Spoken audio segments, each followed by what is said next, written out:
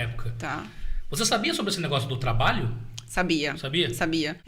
Pra mim era primordial. Porque como eu nunca fiz também, Sim. eu nunca tinha ouvido falar até então, Sim, sabe? sim. Você, Marcão, A também. minha referência de intercâmbio ou era ensino médio, passa um mês em algum lugar, Sim. ou você vai para fazer um curso de inglês e só estuda e volta. Sim. Também não era algo na minha realidade. Sim. Eu fiz um intercâmbio antes de ir pra Austrália, né? Eu fui pro Canadá. Ah, que legal. Acabei esquecendo dessa parte. É tanta coisa, né? A gente não tá mais novinha. Mas eu fiz um intercâmbio lá em 2012 pro Canadá. E o Canadá, ele tem uma outra característica, né? De questão de você pode estudar, mas você não pode trabalhar. Você só pode trabalhar se você faz um curso tipo de universidade, alguma coisa mais complexa. Um curso de inglês você não pode. Então você é simplesmente ali um estudante. E aí é muito mais complexo, né? Porque você não consegue se manter. Você tem que ir com um recurso, né, de reais aqui do Brasil para poder se manter lá. Mas é uma experiência e tanto, né? Então, acho que no momento em que a gente vai escolhendo ali o país... Foi até bom você ir pra lá primeiro, pra que na segunda opção você já Sem dúvida. tava mais... Sem dúvida. De ter um pouquinho até mesmo a experiência de o que é morar fora, né? Exatamente. Era uma outra realidade. Na época eu tinha... Quanto tempo você ficou lá? Fiquei um mês. Fiquei um mês, Já é uma morei em bela casa de experiência. família. Sim. É diferente também, porque você acaba tendo uma realidade de conhecer um pouquinho sobre cultura, né? A minha família na época era uma família filipina. Então, era assim, não era canadense, né? Você Sim. fala, peraí, tô indo no Canadá ou tô na Filipina, né? Mas é porque esses tipos de países, né, Canadá, Austrália, são países que tem muito imigrante, né? Então, basicamente, a população ela é feita de imigrantes e que, consequentemente, eles vão crescendo, aí vão se formando as outras culturas ali internas e o pessoal vai nascendo dentro do país e se tornando já cidadão e assim vai, né? Então, é muito legal essa experiência do intercâmbio, Sim. mas é bem diferente quando eu olho, assim, a realidade hoje dos dois momentos meus. E trabalhar era realmente, pra mim, o ponto mais importante. Pra que a gente conseguisse se manter também, né? Porque eu tinha 27 anos na época, então eu tava deixando meu trabalho aqui no Brasil, tinha ali uma reservinha, mas só pra, né, conseguir me manter ali no primeiro, segundo mês. Depois a gente ia trabalhar e conseguir estudar e trabalhar. E foi o que aconteceu. Então, O livro de inglês ali pra ir era qual? cara, eu fiz inglês, na Wizard, Sim. por um tempo, mas eu era muito... nunca gostei de inglês. Então eu ia, mas eu matava. Não façam isso, mas eu matava a aula de inglês, porque eu sofri depois. Sim. Porque eu vi que se eu tivesse aproveitado, com certeza eu estaria mais habituada, né? Seria mais fácil o meu início na Austrália.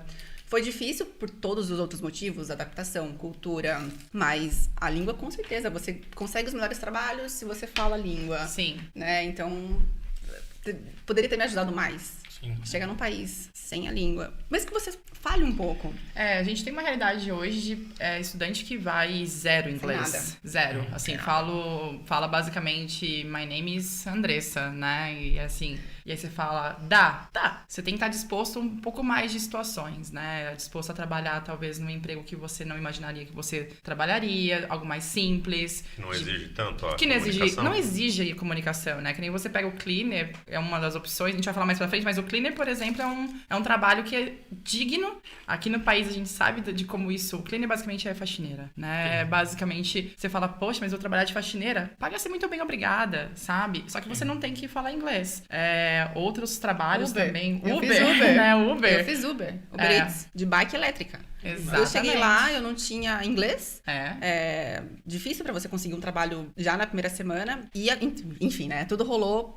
Antes de tudo, tive um assalto antes de ir pra Austrália, que acarretou todo o resto de coisas, porque indo pra São Paulo, meu voo era em São Paulo 6 horas da manhã, meia-noite mais ou menos, chegamos em São Paulo, eu, minha mãe, meu pai, meu tio e uma prima. Entrando em São Paulo, no primeiro pedágio, no primeiro pedágio de São Paulo, eles jogam umas pedras pra furar o pneu. Nosso carro foi atingido, mais uns 2 carros, furou o pneu, a gente encostou.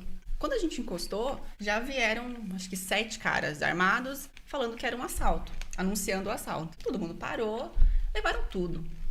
Minhas 2 malas, mochila. Pensa só, cara, as suas melhores roupas, tudo que você mais... Selecionadas.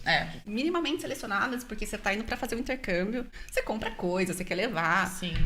E me levaram tudo. Minha mochila, meu pai falava assim, deixa só a mochila dela. Porque tava documento, tava meus Sim, vistos, passaporte, tudo. tudo. Nossa. E levaram. Aí, primeiro ponto de resiliência do intercâmbio. Começamos sem estar na Austrália, a resiliência.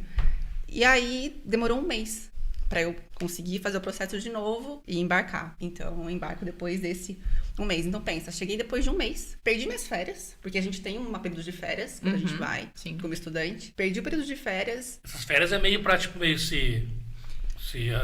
Pra você, se encontrar lá, se ajeitar, meio... pra você fazer o visto de renovação, caso você queira também. Na verdade, é porque assim, esse período de férias, ele pode acontecer de várias formas, né? Você pode tanto fazer as férias durante As aulas. seu curso. É. Então, por exemplo, eu vou estudar 5 meses. Então, eu quero estudar 2 meses e meio, faço uma interrompo ali, tiro umas férias, vou curtir, vou conhecer alguns lugares, volto a estudar e vou embora. Ou não, ou renova. Ou então, você estuda todo o curso e no final você aproveita esse período pra curtir. E aí, outra coisa que é interessante, na Austrália, existe uma questão de restrições de horário de trabalho, né? De limites de horário de trabalho que está retornando, inclusive, agora.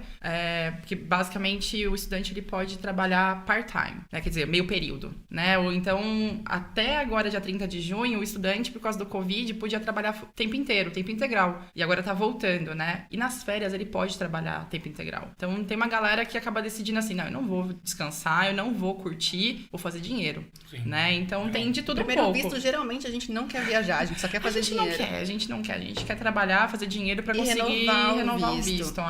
E foi o que aconteceu comigo. Aí eu Exato. perdi um mês de férias. Por causa disso. Por causa disso.